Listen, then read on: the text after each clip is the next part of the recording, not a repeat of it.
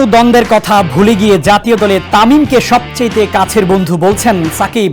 আর ভারতের টেস্টে না গিয়ে উইম্বলডনে আনুশকাকে নিয়ে বিরাট। এদিকে মায়ামি ছেড়ে রোনালদোদের লিগে যাচ্ছেন কি মেসি? নামি দামি ক্রিকেটার ছাড়াই শক্তিশালী দল নিয়ে পাকিস্তান আসছে টাইগার ডেরায়। সব খবর এক করে জানাবো আজকের খেলার বেলায়। সঙ্গে আছি AKM শামীম খান। তামিম সাকিব বন্ধুত্বে আরও এক চমক।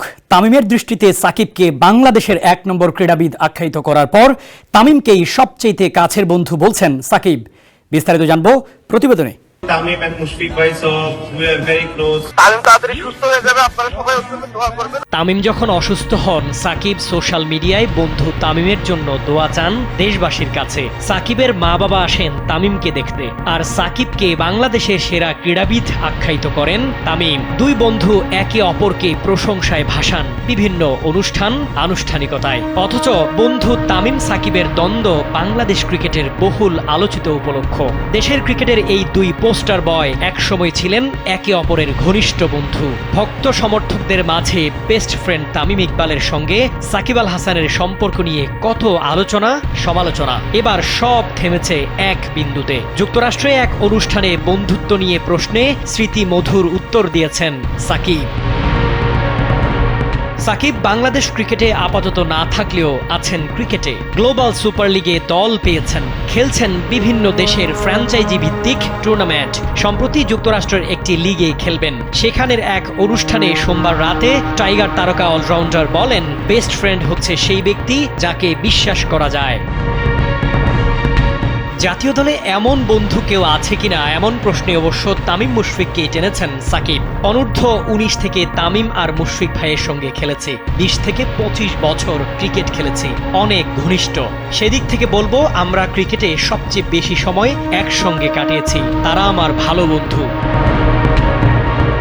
কিন্তু ক্যারিয়ারের শেষ প্রান্তে দেশ থেকে নির্বাসনে থাকার কঠিন এই সময়ে বড় উপলব্ধি হয়েছে এই সাবেক বিশ্বসেরা অলরাউন্ডারের। তার মতে বেস্ট ফ্রেন্ড বলে কিছুই আসলে নেই। কাউকে বেস্ট ফ্রেন্ড বানানো কঠিন। ক্রিকেটের বাইরে বেস্ট ফ্রেন্ড বানানো উচিত। ক্রিকেটে অনেক ভালো বন্ধু আছে, কিন্তু ক্রিকেটের বাইরে আমার এমন বিশ্বস্ত বন্ধু কমই আছে যাদের আমি বিশ্বাস করতে পারি। এই বয়সে একটা জিনিস বুঝতে পেরেছি, তা হচ্ছে বেস্ট ফ্রেন্ড বলে কিছু নেই।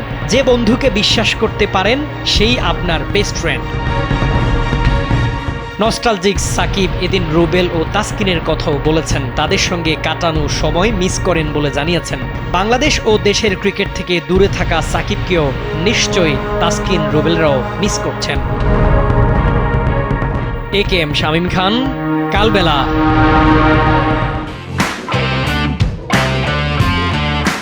আবারও মধ্যপ্রাচ্য ডাকছে আর্জেন্টাইন কিংবদন্তি লিওনেল মেসিকে।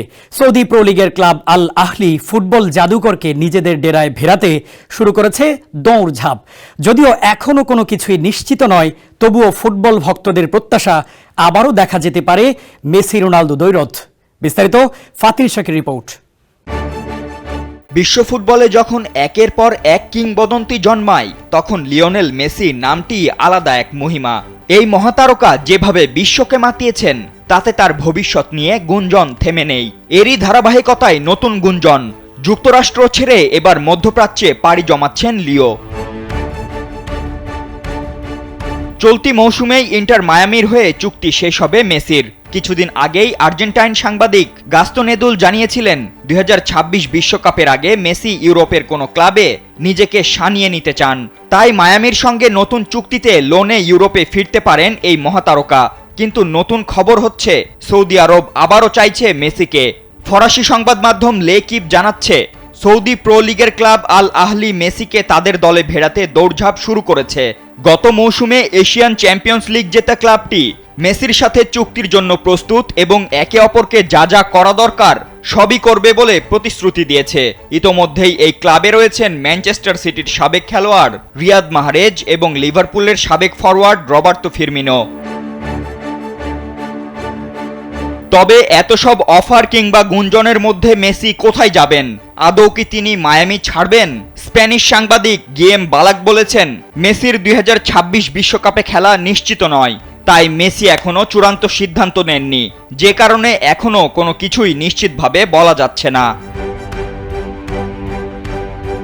মধ্যপ্রাচ্যের দেশটি থেকে এ নিয়ে দ্বিতীয়বারের মতো চেষ্টা চালানো হচ্ছে মেসিকে নিয়ে যাওয়ার। 2023 সালে মেসি পিএসজি ছাড়ার পর তাকে প্রস্তাব দেওয়া হয়েছিল সৌদির ঘরোয়া ফুটবল থেকে, কিন্তু বার্সেলোনা কিংবদন্তি তখন ইন্টার মায়ামিকে বেছে নিয়েছিলেন। ইতোমধ্যে মেসির চিরপ্রতিদ্বন্দ্বী ক্রিশ্চিয়ানো রোনালদো খেলছেন সৌদি আরবের আল নাসরে। যদি মেসি আল আহলির প্রস্তাব গ্রহণ করেন তাহলে আবারও দেখা যেতে পারে সেই পুরনো প্রতিদ্বন্দ্বিতা, রোনালদো বনাম মেসি। কিন্তু মেসি কি এই নতুন চ্যালেঞ্জ গ্রহণ করবেন? কোথাকার জল কোথায় গড়াবে সেটাই এখন দেখার বিষয়। ফাতেন ইশরাক, কালবেলা।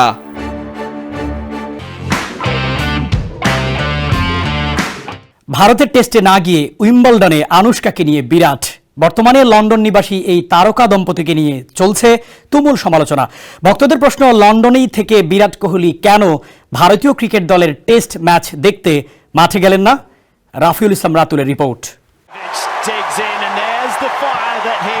ভারতের দুটি টেস্ট ম্যাচের একটিতেও মাঠে যাননি বিরাট, কিন্তু সোমবার স্ত্রী আনুশকা শর্মার সঙ্গে উইম্বলডন দেখতে গেছেন এই ক্রিকেটার। আর সেটা নিয়েই সমালোচনার মুখে পড়েছেন বর্তমানে লন্ডন নিবাসী এই তারকা দম্পতি। কিছুদিন আগেই টেস্ট থেকে অবসর নিয়েছেন কোহলি, তবে তার উপস্থিতি ড্রেসিং রুম থেকে মাঠ কিংবা ক্রিকেটারদের মানসিকতা সব জায়গাতেই প্রভাব ফেলে। বিরাটের গ্যালারিতে উপস্থিতি দলের তরুণ ক্রিকেটারদের জন্য বিশাল এক অনুপ্রেরণা হতে পারত। এমন পরিস্থিতিতে বিরাট আনুশকা উইম্বলডনের এই ম্যাচ দেখে সময় পার করছিলেন। বিরাট ও আনুশকার উইম্বলডনের ছবি সোশ্যাল মিডিয়ায় ব্যাপকভাবে ভাইরাল হচ্ছে। ভক্তদের প্রশ্ন, লন্ডনেই থেকে বিরাট কোহলি কেন জাতীয় ক্রিকেট দলের টেস্ট ম্যাচ দেখতে গেলেন না?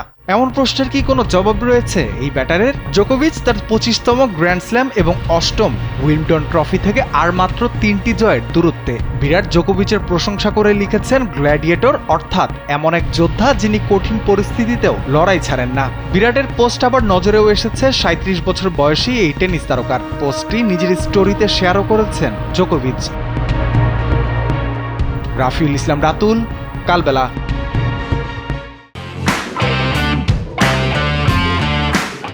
31 বছর বয়সে যেখানে অধিকাংশ পেসারের ক্যারিয়ার শেষ হয়ে যায়, ঠিক সেখান থেকেই যেন যাত্রা শুরু হলো এক পাকিস্তান পেসারের। মজার ব্যাপার হলো, রিশাদ মিরাজদের সাথে একই দলে খেলেছেন তিনি। তারই কিনা অভিষেক হতে যাচ্ছে বাংলাদেশের বিপক্ষেই। কে এই পেসার? বিস্তারিত জানবো মাহফুজ আহমেদের প্রতিবেদনে।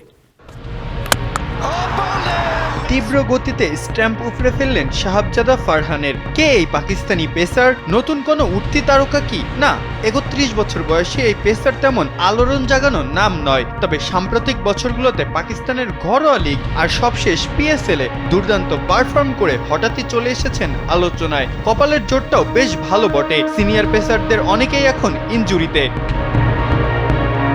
তাই তো ভাগ্যর টানাপোড়েনে পাকিস্তান জাতীয় দলের দরজা খুলে গেছে এই পাক পেসারের। চলতি বছরের জুলাইয়ের মাঝামাঝিতে বাংলাদেশে আসছেন তিনি সালমান আগার নেতৃত্বে। বাংলাদেশে খেলবেন 3 ম্যাচের টি20 সিরিজ। বাংলাদেশে আগে না খেললেও বাংলাদেশের সাথে যোগাযোগ তার নতুন নয়। সবশেষ বিপিএল-এই ডাক পেয়েছিলেন দুর্বার রাজশাহী থেকে। সাকিব, রিশাদ, মিরাজদের সাথে পিএসএল-এর 10ম আসর মাতিয়েছেন কাঁধে কাঁধ মিলিয়ে। এবার কি পারবেন বাংলায় এসে টাইগার বধ করতে?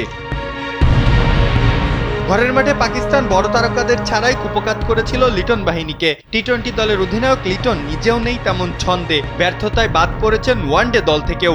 এত প্রতিকূলতা ডিঙিয়ে ঘরের মাঠে বাংলাদেশ কি পারবে হোয়াইট ওয়াশের বদলা নিতে? পাকিস্তানের দলটা যদিও ধারে বারে নামে তেমন বড় কিছু না, তবে ভরসা তো পাচ্ছে না লিটনরা। কারণ রিজওয়ান, বাবর আফ্রিদি সহ পাকিস্তানের শীর্ষ সারির খেলোয়াড়রা কেউ নেই বটে। তবে আবরার, ফাকার, হাসান নওয়াজ, সুফিয়ান, মুকিমদের মিরপুরে সামলাতে পারবে তো লিটন বাহিনী? বিশ্রামের যে জো নেই। 16 তারিখ শ্রীলঙ্কার বিপক্ষে খেলে পরদিনই আসতে হবে পাকিস্তানের মিশনে নামতে হবে। কতটা ঘুরে দাঁড়াতে পারবে বাংলাদেশ, সেটি এখন বড় প্রশ্ন। মাহফুজ আহমেদ, কালবেলা।